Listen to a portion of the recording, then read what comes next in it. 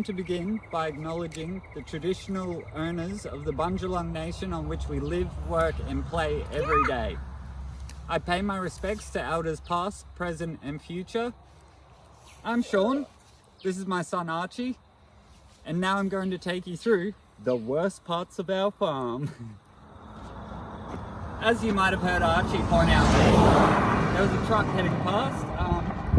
I'd say one of the biggest challenges of living where we are is that we're on a 100k zone. All the cars are quite close, and then not to mention there's noise while we're sleeping, there's pollution, there's the danger of having a little one so close to a main road, a 100-kilometer zone, and then there's privacy, no more nudie runs. Our house is actually quite significantly close to the roadway as well.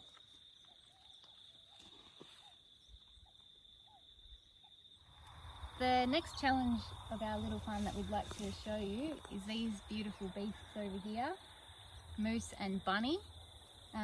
So we've got them because we love them, because they're cute, they keep the grass down. We don't eat meat and we don't milk them or anything like that.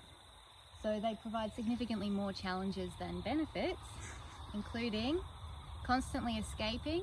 So we've had to set up this electric fence, which is quite costly. And as you can see, Bunny's on the wrong side currently, so she'll come back.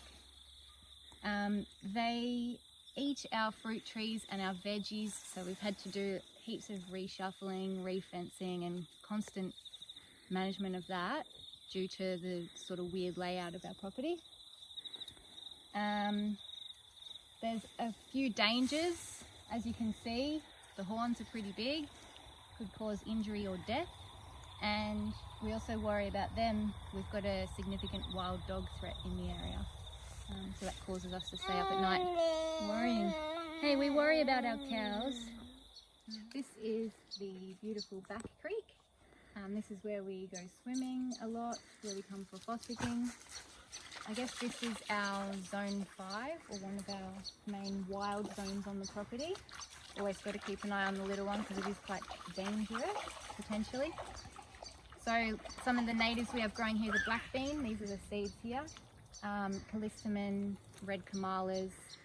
One of the challenges for us though of trying to do extensive regeneration here is that this goes the entire length of our property, a huge area, and weeds obviously out of control. You can see the balloon vine, you can see weeds as far as the eye can see, weeds everywhere. And also this is a great escaping point for our cows. They just pop down to the creek. It's really difficult to fence this area because of the creek. G'day everyone, it's Sean again. As you can see, Archie was in the creek earlier. My t-shirt's a bit wet now. It looks pretty good right about now, to be honest. As you can see behind me, we've got right here, this is a locust tree, or spiky locust, prickly locust, pop your bloody car tire locust, whatever you want to call it. And then back behind that, we've got a couple of she oaks there, or Casuarina glauca. You can see the balloon vine and the cat's claw growing right up the trees. Eventually they'll swallow that tree. They grow right up it. As soon as the floods come through here, the floods come raging through here. There's actually a sandstone wall just here to stop the floods from reaching our house. But the floods pick up the vines from the trees and just rip the trees down the creek line. It's pretty amazing, phenomenal. Mother Nature, that's how she works. But they just act like a sail in the water. As the water comes through, it builds up more and more rubbish and just drags it down the creek. So weeds, erosion is one of our massive issues with this creek. That's why we've planted so many Australian natives all along the creek. We've got 839 in the ground at the moment, but I don't think I'm happy with that. I'll probably keep going. Predators. We get a lot of predators on the creek. Obviously it's one of the few water sources in the area, so we get heaps of snakes here. We get lots of rats. We get Australian native rats as well. We've got beautiful things like platypus that live in our creek, which is phenomenal when we do sneak a peek in of those ones. And we get the hawks, the goshawks that come and take our chickens every once in a while, but that's Mother Nature, I guess. So these are just a few of the challenges that we've faced so far since moving to our property Resthaven a bit over 2 years ago.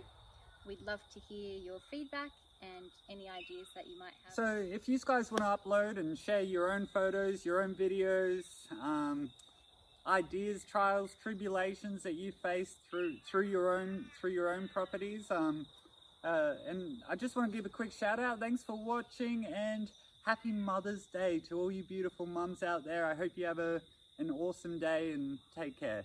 Thank you.